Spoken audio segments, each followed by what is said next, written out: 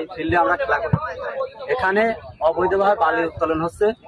আমরা খেলার সময় তো বালু উত্তোলন তো টাইম ভাবে তুলবে না, তারা সব সময় বালু নেবে, কারণ লিক কাটছে। এখানে যদি বালু নেওয়ার আশা করে আমরা এখানে খেলাধুলা করি, আমার সেন্স থাকে খেলাধুলার ভিতরে। যদি আমার সেন্স থাকে খেলাধুলা, একটা গাড়ি আসছে তখন কিন্তু আমাদের নজরে গাড়ির দিকে যাবে, তখন আমরা খেলা দিকে দেখা যাচ্ছে বাই চান্স একটা খেলা করতে সে এদিক চলে আসলো গাড়ির তলে বলে। আর মেন ফ্যাক্ট হলো এখানে একটা প্রতিষ্ঠান, তারপরে মাদ্রাসা আছে, হেফজখানা আছে, আর গ্রামের ভিতরে একটাই রাস্তা, সবাই যাতায়াত করে গ্রামের। এই একই রাস্তা দিয়ে, অন্য কোনো রাস্তা নাই যে যাবে। আর ছেলে পেলে মানুষ একই রাস্তা সাইড নিতে পারে না। এর আগে অনেক অ্যাক্সিডেন্ট হয়েছে এখানে। আমরা চাচ্ছি যে আমাদের এই বালু কাটাটা বন্ধ রাখতে।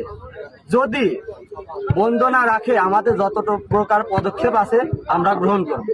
হ্যাঁ, এর জন্য আমাদের গ্রামবাসী যদি সবাই এক হওয়া লাগে, আমরা এক হবের প্রতিবাদ করবই। কোনোভাবে এই বালু কাটতে দেওয়া যাবে না। যদি কেউ না আসে আমি একাই দাঁড়াবো। উপজেলা প্রশাসকের মহোদয়ের কাছে আমার একটা আকুল আবেদন, তারা যেন আমাদের এদের সুদার দৃষ্টিতে দেখে, যাতে আমাদের গ্রামটা অন্তত বাঁচে। কারণ এখানে 2 কোটি টাকা বাজেটে আমাদের এই বলক আসি না এখনো, জিও ব্যাগ ফেলাচ্ছে। ভবিষ্যতে এটা না টিকলে পারে আমাদের বলক আসার সম্ভব না। যদি এখানে যদি অবৈধভাবে এরকম বালু তোলে, যদি জিও ব্যাগই না থাকে, তারা যারা আসবে তারা তো আর এরকম দেখলে পারে। আসলে এখানে অনেকের হাত আছে, বড় বড় নেতা বুঝায়, এই কারণে আমরা কোনোভাবে এদের ঠেকা রাখতে পারছি না। হয়তো লোক নিয়ে আসতে অস্ত্র দেখাচ্ছে, বিভিন্ন পর্যায়ে আমাদের হুমকি দিচ্ছে। এই কারণে আমরা এখানে এগুলো ঠেকাতে পারি।